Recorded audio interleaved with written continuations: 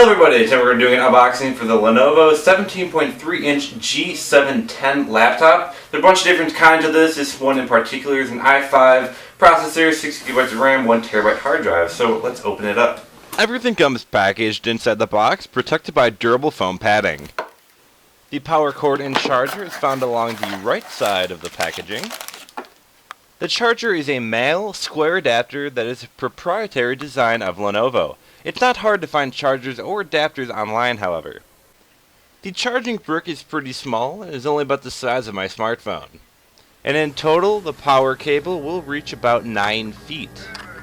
The laptop, while secure with the box closed, does come out very easily from the packaging. No scissors are needed to cut any tape. The battery is located on the left side of the computer, not already plugged in. Remember this so you don't start freaking out when you can't turn on your computer. The battery is a rechargeable lithium-ion 4400 mAh battery. More on the battery life later. A quick startup guide, warranty information, and tech support numbers finish off the unboxing. The lack of Windows disk, driver disk, or Windows serial key is very disappointing. If you want a Windows disk, you'll need to buy one. To get your Windows serial number, you'll need to open up your system information. It's important you write this down and save this number in case Windows crashes. That way you won't have to buy another version of Windows. The laptop is a really good looking machine.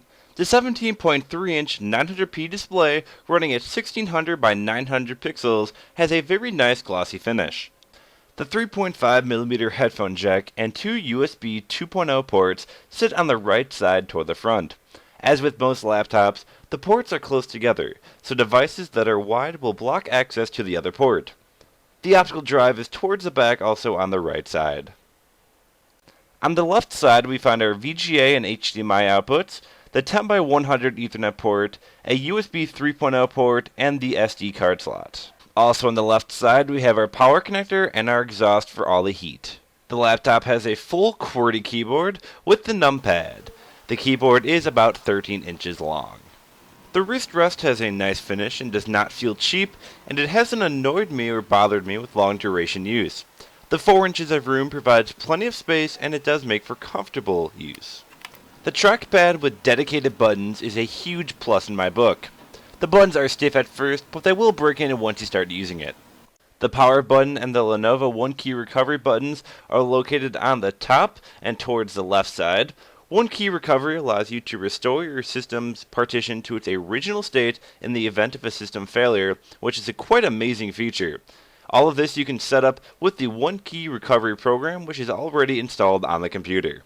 Once your computer is ready and plugged in, turn it on. If you haven't had to deal with Windows 8 before, it's a lot more tedious to set up than Windows 7, and it asks for tons of personal information to create a Microsoft account. This is at no fault to Lenovo, but is directed at Windows. But that's another debate for another day. As with any OEM Windows version, it will come loaded with bloatware. Some of it useful and most of it not. Sort through it and uninstall any programs you desire, as long as they aren't important. When in doubt, Google it and figure out what the programs are so you don't mess up your system. I'd recommend downloading a program called Slim Drivers to make sure your computer drivers are all up to date, because out of the box they will most certainly be outdated. The computer has a wide range of brightness values, which you can control by using the buttons at the top of the keyboard. The screen has plentiful viewing angles, so you can sit multiple people around the computer, and they really shouldn't have a hard time viewing the screen no matter where they are. And for those prying eyes, you can quickly turn off the LED backlighting with the touch of a button. Random but potentially useful feature. The battery life doing what I would call a typical workload, which included listening to music, browsing the internet, and typing a paper, was pretty good, hitting about 2.5 hours before the computer died. The hardware on these computers is quite good. On the version that I'm running, it has an Intel i5 4210M, which is in the Haswell series, which places in the high-end CPU field according to Passmark. Graphically, thanks to Haswell's powerful integrated graphics, in this case the HD 4600, it actually places fairly high as well, right along with some older but still powerful graphics cards. Don't expect to be playing hit titles at full graphics and full resolutions with this thing, but it will be able to provide to casual gamers based on these benchmarks.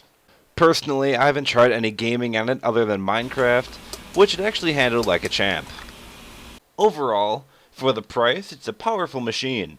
The build quality is quite nice. It has its issues like the lack of Windows serial key sticker and the lack of Windows disk, but it does make up for it with performance and other nice features. If you like this video, please feel free to give it a like, it really does help me out. Feel free to subscribe for more videos as well. A few friends and I are starting a weekly show all about computers, gaming, and other tech news. We will be starting soon. Make sure to subscribe if you're interested in listening to our own ramblings. We'll see you again next time, and thanks for watching.